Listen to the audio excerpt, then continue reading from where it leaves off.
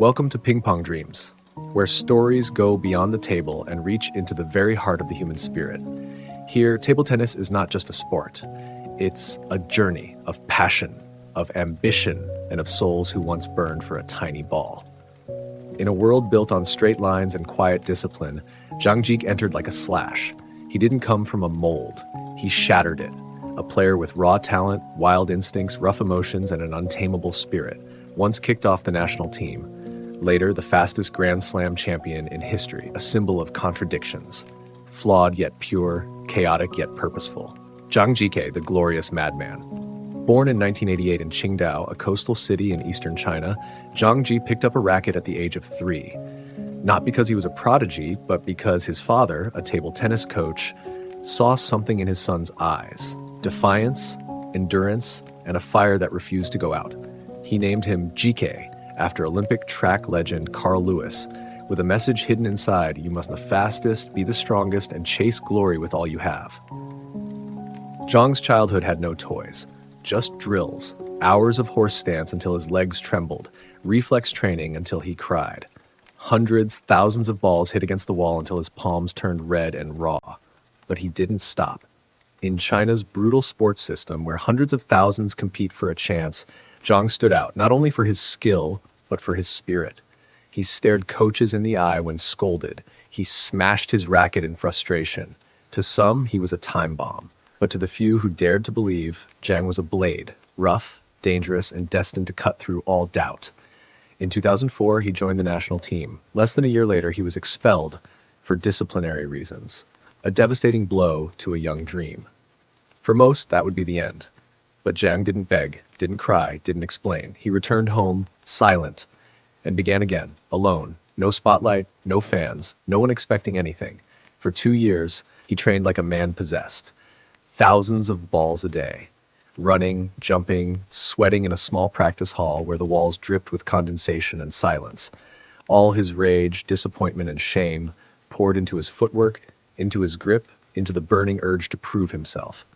A boy once abandoned by the system was rebuilding himself, piece by piece.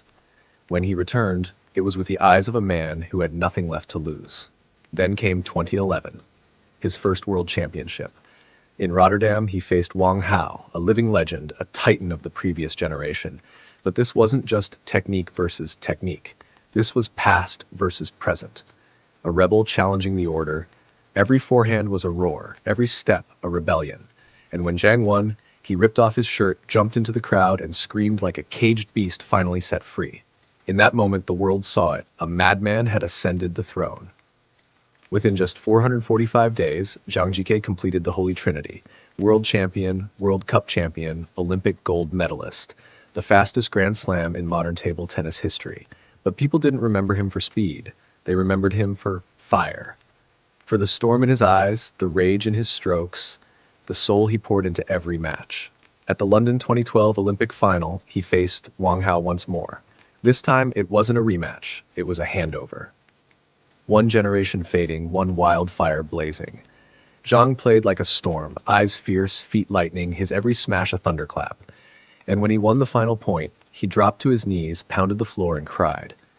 Not because of victory, but because he had proved something sacred. That even those cast aside could stand atop the Olympic mountain.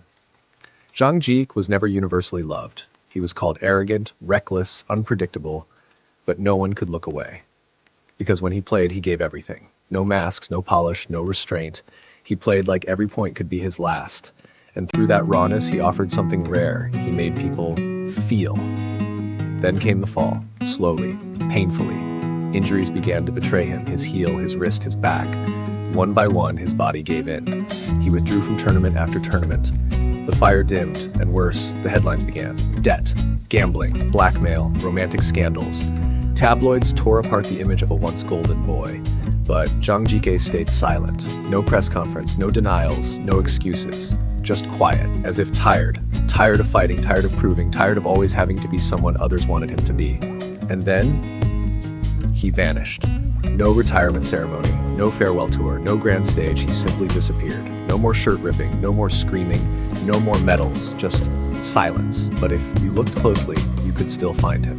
at a rural table tennis center, teaching kids to serve. At a grassroots tournament, smiling at fans who no longer remembered his Olympic glory. A child once asked, "Were you really a champion?" He smiled. No nod. No denial. Just said, "Play your heart out. That's all that matters." Zhang Jike didn't leave behind a sports academy. He didn't launch a brand. He didn't package his legacy, but he left behind something else. A flame. A nameless fire. It burns in the eyes of every child picking up a racket for the first time. It burns in the hearts of those who've fallen and get back up. It burns in the wild swings of unknown players around the world who fight with instinct and soul. He doesn't need a statue, because what he left behind doesn't sit on a pedestal. It doesn't glitter. It burns. In the quiet empathy millions feel for him.